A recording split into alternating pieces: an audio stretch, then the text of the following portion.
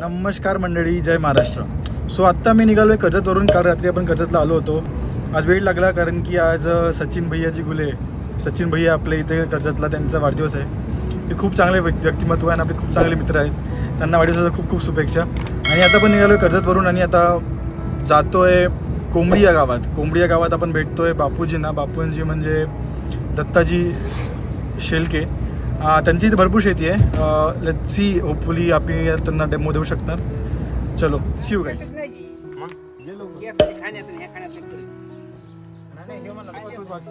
की अरे जवारी आहे. जवारी असं पीक आहे जे हे 12 लिटर पाण्यामध्ये 1 एकर फवारणी होते.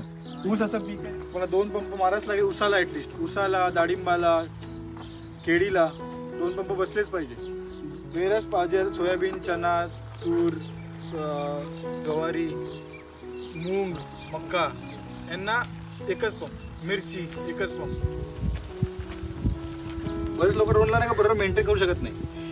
ड्रोनचं मेंटेनन्स म्हणजे काय? हेच मेंटेनन्स आहे की बरोबर चालू करायचं, आधी नटबोल्ट चेक करायचं, कॅलिब्रेशन करायचं. फिरवलं म्हणजे कोणा येतच उतरण काही कसं सगळ्यांना आपल्या हातात राहते कुठं उतरवायचं. मोबाईलवर आपल्या हातात.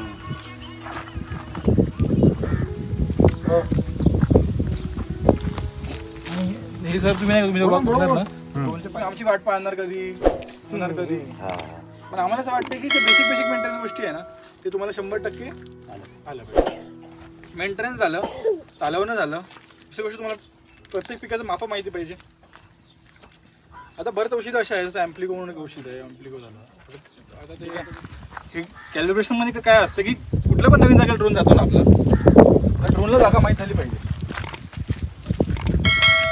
बरोबर आहे ना.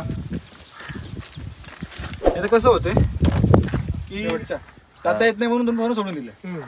1-2चा ॲव्हरेज तर घट होतोच आपल्या याच्यात. आता आमच्या घरी तूर आहे, म्हणजे तूर लावतो. आमच्या इथं आमच्या यवतमाळचं आहे प्रॉपर, म्हणजे तूर लावतो आम्ही. आता ह्यावेळेस ड्रोननी काय केलं, फक्त तूर 3 एकर फुलबुडी झाली होती आमच्या इथं. सिंपलचा फंडा यायचा, काही खूप काही रॉकेट सायन्स नाही. आम्हाला वाटतं की शेतकरी लोक पण हे हळूहळू समोर जाऊन स्वतःच मेंटेनन्स करायला. कारण की जेव्हा नवीन ट्रॅक्टर आलं होतं तेव्हा लोकांना खूप वाटलं.